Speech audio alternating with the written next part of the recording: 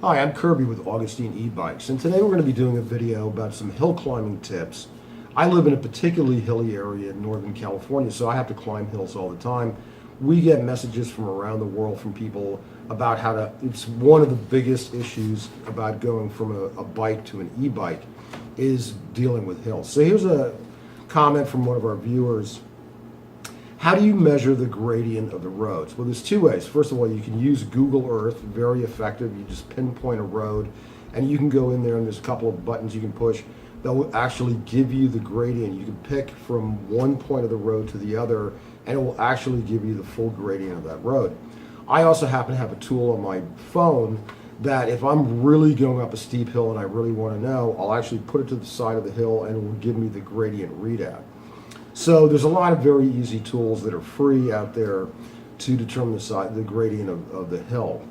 I'm looking for a kit to climb hills. I'd like a 1,000 watt. Do you think a 700 watt would be able to handle the campus hill? And he's talking about UCSC here in Santa Cruz. The answer is yes, both a 750 watt and the 1,000 watt. You're going to need to use pedal assist more on the 750 watt than you will on the 1,000 watt. But both will do a very, very efficient job of climbing hills. So I hope you enjoyed this video. If you do, please subscribe. And again, thanks so much for watching our videos. Today I'm going to be doing some hill climbing.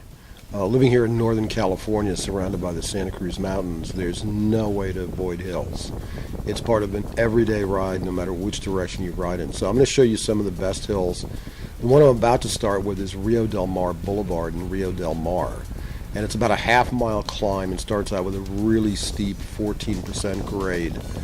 Goes up about a quarter of a mile and then turns into a roughly 10 to 8% grade that continues for the rest of the half mile. It's long, it's brutal. I've ridden this without the motor, and I can tell you this is one hell of a hill.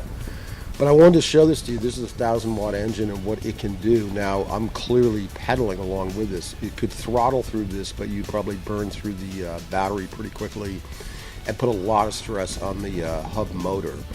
But pedal assist is something I do all the time anyhow, and I recommend it as much as possible because it's good for your battery, it's good for your engine, and it's good for you. I'm going up about 16 miles an hour most of the time on this really severe grade, and you can see people walking, struggling to get up the hill. It's a pretty grueling hill.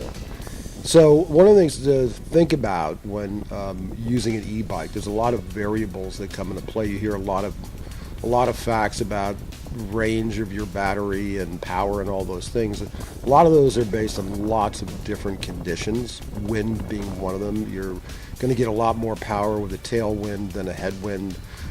Your body weight, your basic overall physical fitness, things of that sort really do play into it.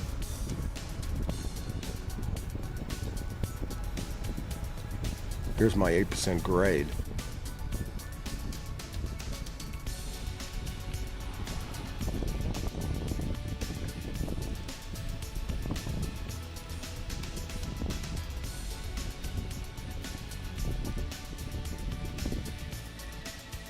This next hill is about an 11% grade, fairly short, but a tough hill to climb without the motor.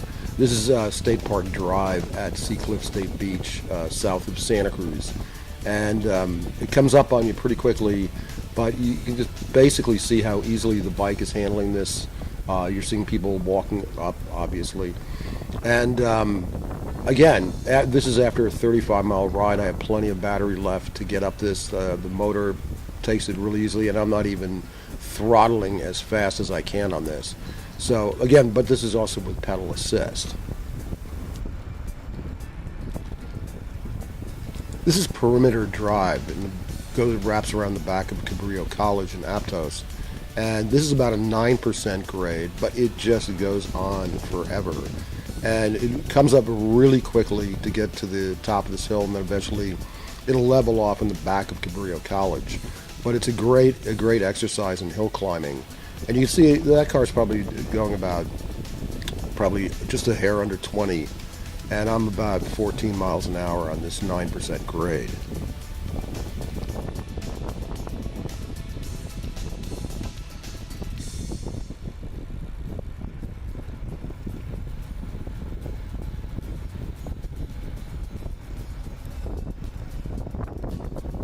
This last hill is a short, very aggressive hill that hits as much as 22% grade and then levels off to about 11 to 12% grade, but very, very tough climb. But you can see basically how this motor can handle this and the power needed to get up this hill. Ends, of course, with a beautiful view of the Pacific Ocean. That's hill climbing with the 1,000-watt e-bike.